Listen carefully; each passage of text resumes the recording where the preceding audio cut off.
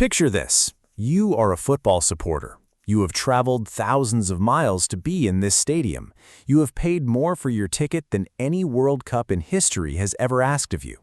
The match is alive. Your team has momentum. The crowd is building. The noise is rising. The opposition are rattled. The next 30 seconds could change everything.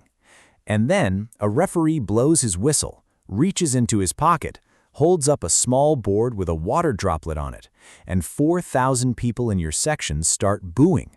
Not the referee, not a decision, not a foul or a booking or a disallowed goal, a water break, a 3-minute pause for hydration mandated by FIFA, regardless of the temperature, regardless of the conditions, regardless of what is happening on the pitch at that exact moment. Happening in air-conditioned stadiums in Dallas and Atlanta and Vancouver as certainly as it happens in the open heat of Kansas City and Boston. Happening when it is 34 degrees on the pitch, and happening when it is 21. This is the story of the one FIFA decision at the 2026 World Cup that has managed to unite players, fans, coaches, meteorologists, and broadcast critics in a single shared reaction. And that reaction has been booing. Welcome to the hydration break controversy, which 18 days into this tournament and with the round of 32 now fully underway, is showing absolutely no signs of going away. Let's start at the beginning, because FIFA had a reason for this policy, and the reason deserves to be stated fairly before we get into everything that has gone wrong with it. Going back to December last year, when FIFA announced that all 104 matches at this World Cup would include mandatory 3-minute hydration breaks midway through each half, the governing body framed the decision clearly.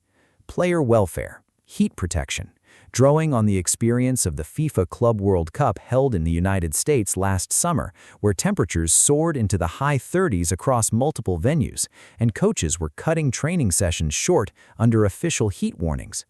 Then Chelsea coach Enzo Maresca had to stop training early in Philadelphia under what was classified as a code red heat warning. Atletico Madrid's Marcos Llorente said after playing in Pasadena that he felt terribly hot, that his toes were sore, that his nails were hurting.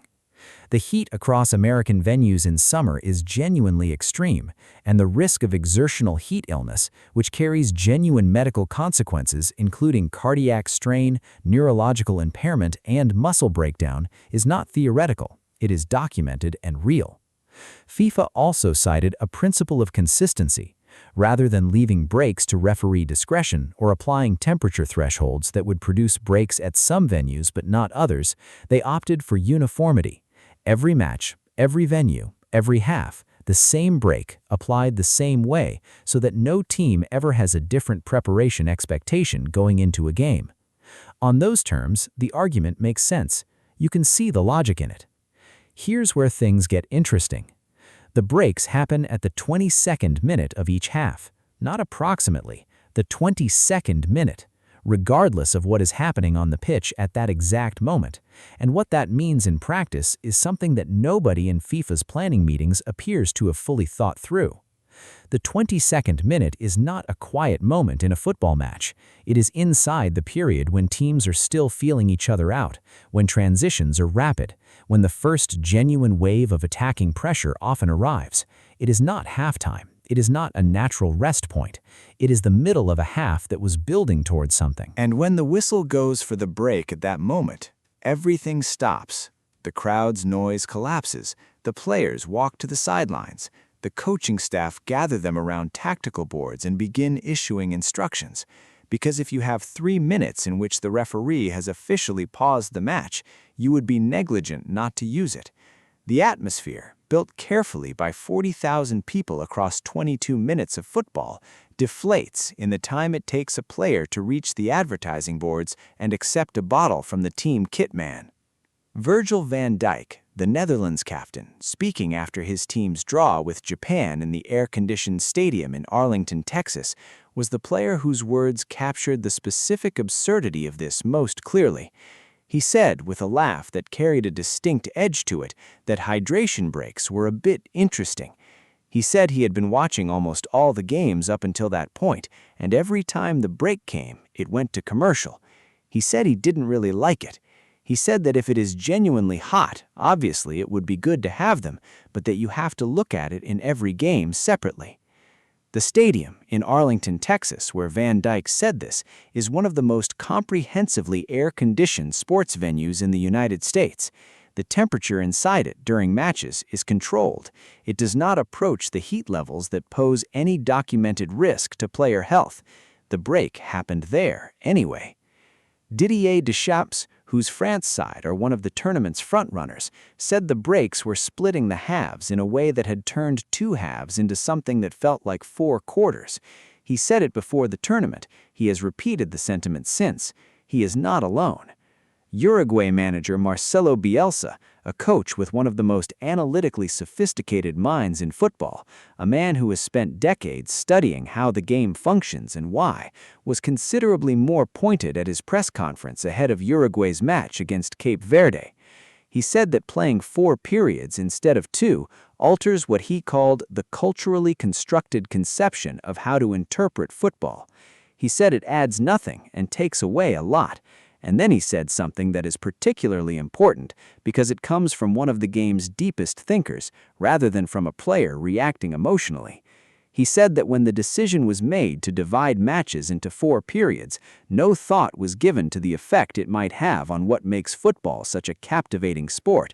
Instead, he said, thought was given to other repercussions, which he declined to name or analyze.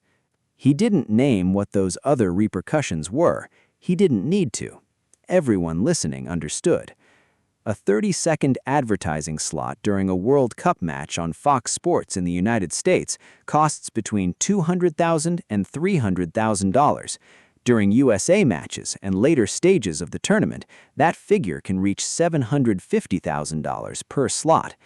The 3-minute hydration break, applied 4 times per match across 104 matches, creates 4 additional, guaranteed, predictable advertising windows per game at every venue, in every temperature, whatever is happening on the pitch. A senior meteorologist who analyzes weather conditions at sporting events was direct when asked whether the breaks were scientifically necessary across all venues. He said that New York, California, Miami, and the Mexican stadiums have been hot enough to genuinely warrant breaks. But, he said, there is no justification for breaks at the air-conditioned venues like Dallas, Houston, Atlanta, or Vancouver. He added that he understood FIFA claimed to have applied the breaks across all games for the sake of consistency, but that it was hard to see it as anything other than a commercial venture worth millions of dollars in advertising to American broadcasters and potentially billions globally. That assessment is from a meteorologist, not a football commentator, not a critic with an agenda, a person who analyzes heat and weather for a living, saying plainly that the scientific justification for breaks in climate-controlled stadiums doesn't hold up. England manager Thomas Tuchel, speaking ahead of his team's group stage match, was thoughtful rather than dismissive about the policy. He acknowledged the breaks can be helpful in genuine heat, but he said the universal application had altered how matches flow in a way that had surprised him. He said that he had experienced hydration breaks before in his coaching career when conditions genuinely demanded them, and that they had been shorter and used only when needed. In this format, he said, every match is segmented into repeated phases, which makes it harder to build sustained momentum. He said, and this is the line that most captured what football feels like when the breaks land at the wrong moment, that if you do not have a break, it is just the battle on the field between the players and the teams.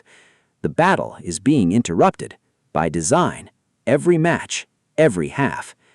Norway's head coach Ståle Solbakken raised a dimension that is less discussed, but practically significant. He pointed out that the second-half hydration break is scheduled at the 67th minute. Most coaches make their primary second-half substitutions between the 60th and 70th minutes. The break now falls precisely in that window, which means that substitutions and tactical changes are being coordinated around the break rather than around the match itself. The substitution timing that was built around the rhythm of the game is now being shaped by the FIFA schedule of commercial windows. He also made a point about internal contradiction in FIFA's approach to this tournament. The governing body has introduced several other rule changes designed to speed the game up, reducing time wasting, encouraging faster restarts, giving referees more tools to manage deliberate delays. All of those changes are oriented toward the same goal: more continuous, faster football. And then 4 compulsory 3-minute stoppages are added per match. He said it speaks against itself. Now here's the other angle, the one that is less represented in the commentary but deserves equal time. There are voices in football who think the breaks are working, or at least that the argument against them is overstated. Belgium coach Rudi Garcia said plainly that for him, the break is a coaching break more than a cooling break, and that it is very important. He acknowledged that if his team is in good flow, the break can interrupt that, but he said the net value for him is positive. He has 3 minutes to reorganize, reassess, and address specific tactical issues that he would not have the opportunity to address until halftime.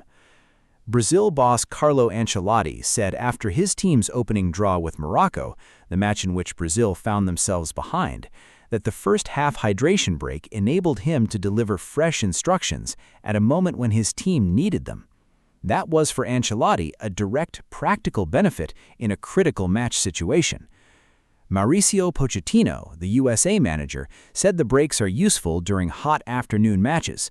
He acknowledged the universal application is what generates most of the frustration, but he positioned the breaks as a reasonable precaution given the genuine heat risk across multiple American venues. Even Panama's coach, whose team played in Toronto where the weather was in the low 70s, temperatures that pose no heat risk to professional athletes, said that while he couldn't fight the rule, his team had used the break for corrections. He made it work.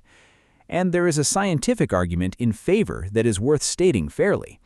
Researchers at the University of Connecticut's Corey Stringer Institute, a body that has spent decades studying heat illness in athletes, co-signed a letter to FIFA supporting the introduction of breaks at this tournament. They noted that the wet bulb globe temperature threshold above which the human body's cooling mechanisms begin to break down is approximately 35 degrees Celsius, and that at that level, the cognitive and physical consequences for a professional footballer in the 90-minute period of a competitive match are genuine and documented. The argument is not that breaks are wrong. The argument is that breaks should be conditional on conditions. What do you think? Should FIFA apply the hydration breaks based on temperature and venue, or should they remain mandatory across all matches for consistency? Leave your answer in the comments. This is a genuinely divided question, and the range of coaching opinions alone shows how complex it is. Because here is where we arrive, on the 29th of June, with the round of 32 now underway and the stakes of every match dramatically elevated. The group stage has been a stress test for this policy. The results are not clean. In hot open-air venues, players have welcomed the breaks. In air-conditioned stadiums, players, fans, and coaches have found them unnecessary, momentum-killing, and commercially suspicious. The booing in the stands has become a growing trend, identifiable enough that multiple outlets have written about it specifically. Social media has generated viral content mocking the breaks, including AI-generated videos of national teams having culture-specific snacks during the pauses. The noise against the breaks, 3 weeks in, is louder than the noise in favor, and the specific combination of critics, Van Dijk, Deschamps, Bielsa, Tuchel, Solbakken, supported by meteorological analysis and consumer rights advocates who have connected the breaks explicitly to FIFA's broadcast revenue model, represents a coalition that is hard to dismiss as simple grumbling. As the knockout stage begins and the matches become higher stakes, every momentum shift, every goal scored shortly after a hydration break restarts play, every moment where a team that was under pressure has 3 minutes to reorganize and then comes out and scores, all of those moments will be scrutinized through the lens of this debate. The breaks will not stay in the background. They will be part of the story of every match they touch. FIFA has not announced any intention to review the policy during the tournament. It was announced in December with, as one report described it, a sense of finality. It will almost certainly run through to the final in New Jersey on the 19th of July. But the conversation about whether it should return at future tournaments and whether the commercial and welfare arguments should be disentangled from each other, which they currently are not, is a conversation that is already being had by the people whose voices carry most weight in football's governance.